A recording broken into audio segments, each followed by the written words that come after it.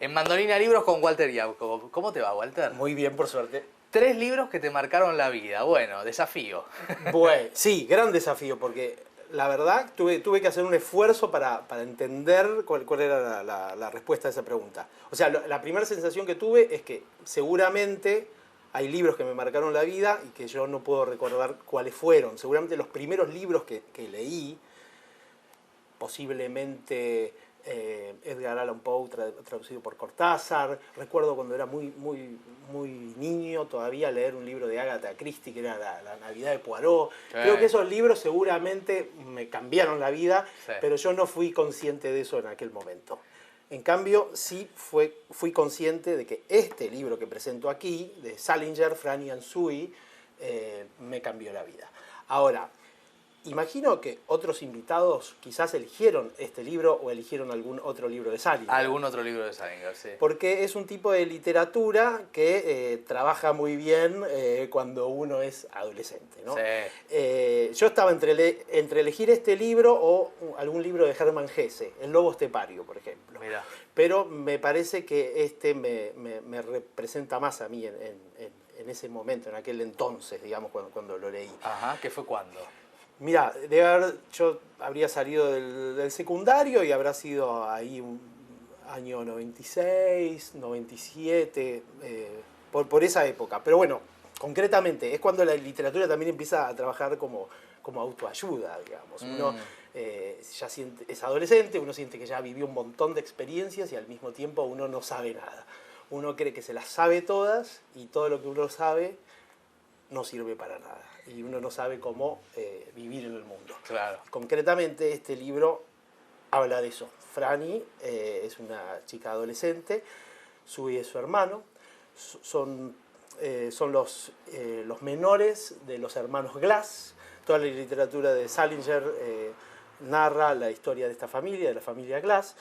Son niños precoces, niños muy eruditos, muy inteligentes. Sus padres, cuando eran chiquitos, los han llevado a concursos de televisión de niños sabiondos que dejan mal parado a cualquier adulto. Y así todos, siendo tan geniales, no saben qué hacer de sus vidas y cómo vivir. Entonces es un libro sobre jóvenes que de algún modo entran en crisis. Entran en crisis, con una gran experiencia detrás, salen al mundo. Y esta sensación de no entender de qué modo salir. No encajar. No encajar. Entonces eso genera una identificación brutal. ¿Y a vos te pasaba? Y claro, creo que le pasa, de alguna forma creo que le pasa a todos. El libro en ese sentido es como uno un poco, por ahí cuando lo lee se la cree porque se está como identificando con gente muy brillante. Y al mismo tiempo pareciera que lo que está mal es el mundo, digamos, claro, donde uno claro, tiene que entrar, claro. Uno es demasiado brillante para el mundo. Después nada, el mismo libro te va dando unos buenos golpes, pero siempre desde un lugar muy optimista, digamos. Entonces nada, es un libro que tiene que ver, o sea, por ahí el de Hermann Hesse, El lobo estepario y esa literatura que tiene toda una tradición, digamos, lo que es el Bildungsroman de alemán. Es un libro que tiene que ver con eso, pero de una perspectiva diferente, más americana claramente. Tiene también algo de filosofía oriental adentro, y todas cosas que para un lector adolescente que estaba por ahí un poco confundido pueden reconfortarlo, ayudarlo. Claro. Y eso fue mi caso. Me encanta. Bueno, pasamos de Salinger ¿a quién? Y vamos a pasar a Marcel Proust. Claro que sí. En busca del tiempo perdido. Aquí está solo el primer tomo, sí, Por el camino de Swann. Acá, bueno, nada, es un libro y al mismo tiempo son 7 libros. Hay algo de trampa, ¿no? Es Por el camino de Swann, luego viene Por el lado de Guermantes, no, a la sombra de las muchachas en flor, El lado de Guermantes, Sodoma y Gomorra, La fugitiva, La prisionera, El tiempo recobrado. Esos son los 7 libros. A ver, acá ya nos salimos de la autoayuda sí, y de la identificación. Una novela vida es esto, ¿no? Exacto. Acá estamos, acá en la época que leí esto, yo ya estaba muy abocado a leer clásicos, muy entregado a la literatura.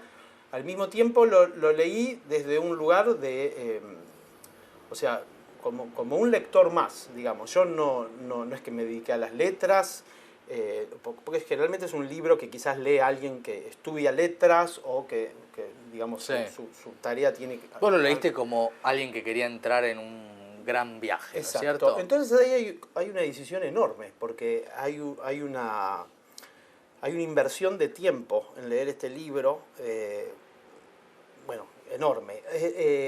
¿Viste? Está esta cosa esta idea de que cualquier libro que uno leyó de algún modo, aunque lo haya olvidado, lo acompaña. Sí. Eso yo no sé si es tan así. Porque por ahí uno leyó libros que olvidó Sí, y hasta se olvidar. olvidó que se olvidó y quizás mejor olvidar y no sé si son parte de uno. Sí. Pero leer este libro, el tiempo que implica leerlo, es realmente establecer una vida en una dimensión paralela. Se armaba mundo paralelo. Yo me acuerdo que llegaba todavía estudiaba en la Universidad del Cine. Llegaba de ahí, iba a mi casa... ¿20 de años? Sí, 20 y pico de años me iba a un café y me ponía a leer 4 horas por día, 3 horas por día. Wow. Y era realmente como ingresar en otro mundo. Es como una muestra inmersiva. Exacto. Como dirían hoy. Oceánico, dicen Claro, que claro. escuché por ahí. Y también pasaba lo siguiente, cuando te encontrabas con alguien que también lo había leído, no era una conversación como la que uno usualmente tiene con alguien que leyó un libro que uno también... Total. Entonces era como... nosotros dos vivimos un tiempo en otro país. Exacto. Entonces es como otro tipo otra de vida. Es otra vida que hemos tenido en otro país. Sí, total. Por el cual por ahí vas olvidándote de él, pero estuviste un tiempo allí. Sí. Y esto está bueno y esto es importante porque tiene que ver también con algunas de las cosas que el libro propone. Uh-huh. Con algo que tiene que ver con poder salirse del tiempo presente y experimentar otro tipo de temporalidad. Claro. Digamos, nada, es un libro muy, muy exigente, pero a medida que uno lee, viste, el libro tiene oraciones larguísimas, llenas de subordinadas.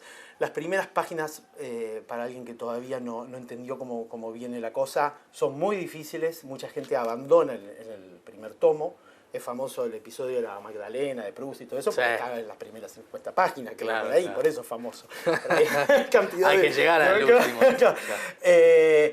Pero una vez que uno, si se esfuerza al comienzo y ya va por la mitad y sigue, la mente de uno entiende cómo se lee este libro y ya vas. La experiencia más parecida es cuando uno va a ver una obra de teatro en verso, vas a ver una obra de Calderón de la Barca. O una ópera. O una ópera, exacto. Sí, otro código. Claro, los primeros minutos uno está ahí como... Extrañado. Sí, como algo que no estás ingresando. No estás ingresando y de repente, ¡tac!, ya estás. Sucedió. Ya estás. Hablando de teatro... Bueno, hablé poco de esto, pero hablando de teatro. Sí. Harold Pinter. Agarré este volumen, que es el libro que yo usé en ese momento, que es un Complete Works 1, que son obras... que recopila obras de los años 50 hasta 1960. Este es el primer libro que yo leí de él. A ver, yo ya estaba estudiando teatro. Las obras de Harold Pinter todavía no estaban, no eran fáciles de conseguir. Lo que se conseguía eran unas ediciones, traducciones españolas muy, muy malas. Después apareció primero, creo que un libro con traducción de Lorenzo Quinteros y más tarde las traducciones de Rafael Spregelburg, que están buenísimas. Claro. Pero bueno, en su momento, mientras yo empezaba a estudiar teatro, y bueno, y nada, y ahí tomaba un poco la decisión naturalmente se daba esta cosa de que yo me iba a dedicar un poco a eso. Nada, estos libros fueron fundamentales. Concretamente, la situación, o sea, Pinter en los años 50 es como que retoma una suerte de teatro realista, Sí. pero completamente contaminado por lo que había sido la experiencia de lo que era el teatro del absurdo y más concretamente la literatura de Beckett. Entonces, es un teatro en el que uno está completamente corrido de una identificación clara con los personajes, la idea de que uno está entendiendo qué es lo que le pasa al personaje, Sí. es algo que está completamente desvirtuada. Sí. Y estamos continuamente como, como si yo te dijera, en la punta de la butaca, porque uno está tratando de entender qué es lo que pasa. Y la palabra deja de representar a quien la usa, digamos. Sí. Lo que Pinter dice continuamente es que no... Que hay que desconfiar de la palabra, que detrás de cualquier cosa que está siendo dicha, lo no dicho es lo que más importa. Sí. Entonces, bueno, se abre todo un juego, digamos, donde las palabras, lo que los personajes dicen, no pueden dar cuenta de ellos directamente, sino lo que se dice es lo posible en esas circunstancias. Entonces uno tiene continuamente que estar entendiendo qué es lo que pasa, que es muy diferente a lo que se dice. En ese sentido, es como si para Pinter lo importante fuera la escucha, más Claro. que la escritura. Claro. No es un dramaturgo que está ahí escribiendo textos, sino es alguien más que está escuchando textos muy, muy particulares, que funcionan de un modo muy, muy particular. Entonces hay algo como, hay un corrimiento como del Claro. eje de lo que es la idea de un dramaturgo, de un escritor. Y eso es lo que a mí más me fascinó, digamos. Por supuesto que él está escribiendo y él está organizando la obra de teatro y es el escritor de esas obras. Pero se ha corrido del lugar... Claro, un desplazamiento, ¿no? Como que hay una subtrama que es la verdadera trama, digamos. Exacto, y él a medida que escucha va entendiendo, en lugar de escribir a partir de un determinado propósito que tiene. Hablo de su primera época, ¿no? Sí, luego sí, él va a hacer otras cosas. Y te acompañó siempre, Pinter, te acompaña. Sí, después empezamos en el taller de teatro en el que yo estudiaba actuación. Javier Dolte y Alejandro Massi empezaron a darnos materiales de él para actuar. Entonces yo la primera vez que leí esto fue en inglés. Sí. Y luego vinieron empezamos a trabajar con algunas traducciones, y algunas traducciones creo que el mismo Javier y Alejandro un poco armaban los textos, o sea, a partir de no sé si a partir de alguna traducción española ellos Claro, un poco la lo mejoraban. reformulaban y nos pasaban escenas para que hiciéramos. Pero bueno, recuerdo obras como Un ligero malestar, A Slight Ache, el Dumb Waiter, el Montaplatos, Sí. la fiesta de cumpleaños y todas esas obras. Qué lindo, ¿eh? Un autor absolutamente maravilloso. Walter, gracias por ayudarnos a recorrer tu vida literaria. Por favor, muchas gracias a ustedes. Espero haber sido claro. Sí, por supuesto. Bien. Gracias. A ustedes.